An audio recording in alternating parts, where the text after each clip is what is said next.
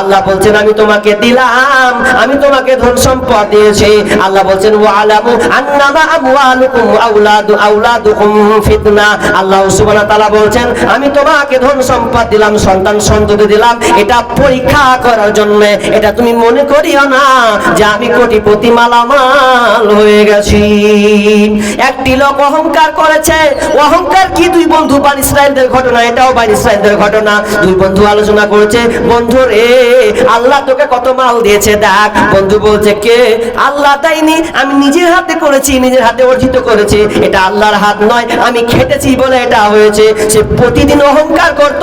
বন্ধু খালি একটা কথা বলতো, বন্ধু লাগামটা লাগাও, মুখে লাগাম দাও, এই ধরনের কথা বলিও না, বলো আল্লাহ আমাকে দিয়েছে। ও একটা কথা বলছে আল্লাহ নয়, আমি নিজের হাতে করেছি, নিজের হাতে আমি এটা করেছি, আল্লাহর কোনো হাত নাই। এ বলতে বলতে প্রতিদিন আল্লাহকে তাচ্ছিল্য করত।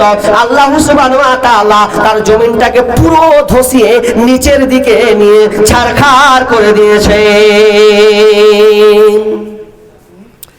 আমি এবার একটু এদিকে হয়ে গেলাম ইঙ্গিতে। এটা কিসের জলসা? মসজিদের উন্নতি কল্পে। এই মসজিদটা নাকি? মাশাআল্লাহ। যাক, কিন্তু কথাটা হলো মসজিদে মনে হয় লোক ধরবে না, যা দেখছি। হ্যাঁ, ধরে না, মানে ফুল বাইরে পড়তে হচ্ছে। তো মসজিদ হচ্ছে আল্লাহর ঘর।